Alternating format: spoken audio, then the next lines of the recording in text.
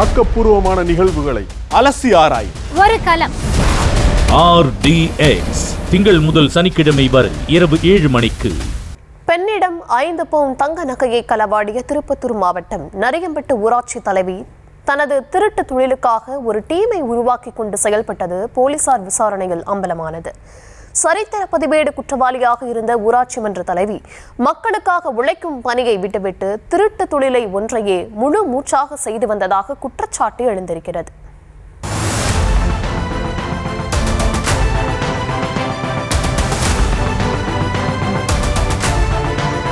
அப்பாவிகள் அசந்த நேரம் பார்த்து நகையை திருடிக் கொண்டு சொகுசு வாழ்க்கையை அனுபவித்து வந்த மக்கள் பிரதிநிதிதான் இவர்.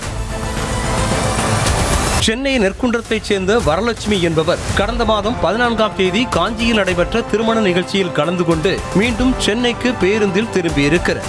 அவர் தனது பையில் 5 சவரன் தங்க நகைகளை எடுத்துக்கொண்டு வந்த நிலையில் வீட்டுக்கு வந்து பார்த்தபோது அந்த நகை மாயமானதை அறிந்து அதிர்ந்து போனார்.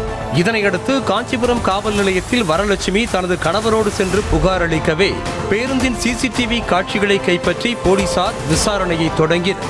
முதற்கட்ட விசாரணையில் அந்த பெண்ணின் கவனத்தை திசை திருப்பி நகையை திருடியது பாரதி ஸ்ரீ என்பது தெரிய வந்தது. திருப்பத்தூர் மாவட்டத்தைச் சேர்ந்த ஊராட்சி மன்ற தலைவரான இவர் தொடர் நகை திருட்டில் ஈடுபட்டு வந்தது அதிர்ச்சி அளிக்கிறது. நான் காலையில் வந்துட்டேன்.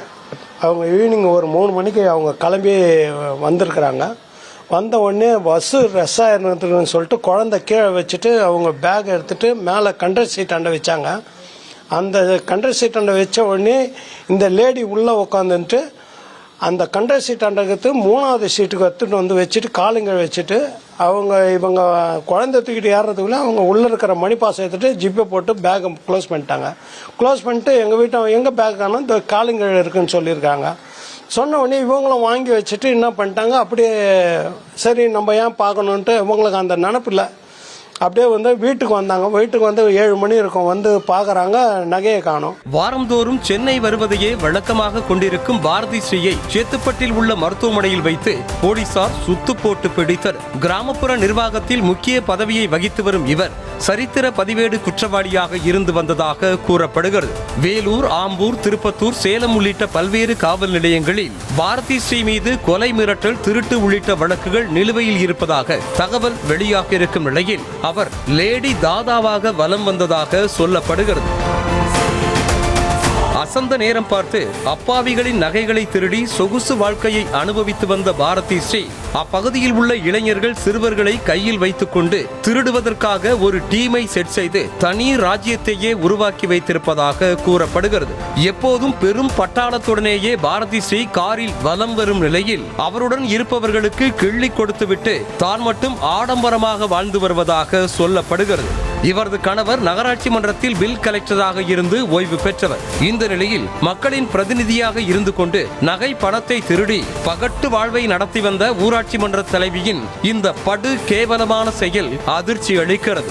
கடந்த 15 ஆண்டுகளுக்கு முன்பு திமுகவில் ஒன்றிய மகளிர் அணியில் இணைந்த பாரதி ஸ்ரீ காலப்போக்கில் கட்சியில் செல்வாக்கு பெற்று திமுகவின் மகளிர் அணியில் துணை அமைப்பாளராகவும் ஊராட்சி மன்ற தலைவராகவும் இருந்து வருகிறார்.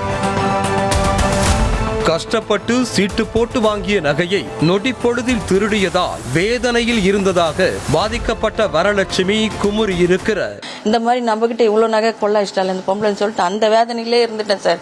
10 நாள் சாப்பிடல, தூங்கல, எதுவுமே நான் செய்யல சார். அங்கேயும் காஞ்சிபுரத்துக்கு வா, எங்க வீட்டுக்கு வா, சென்னைக்கு வான்னு இப்படியே அலைய வச்சாங்க. ஒரு வாரமா அலைஞ்சோம். அதுக்கப்புறம் தான் இவங்க இப்ப இந்த மூவ் பண்ணி நேத்து கண்டுபிடிச்சிருக்காங்க. ஆக்கப்பூர்வமான நிகழ்வுகளை அலசி ஆராய் ஒரு களம். RDX திங்கள் முதல் சனிக்கிழமை வரை இரவு 7 மணிக்கு.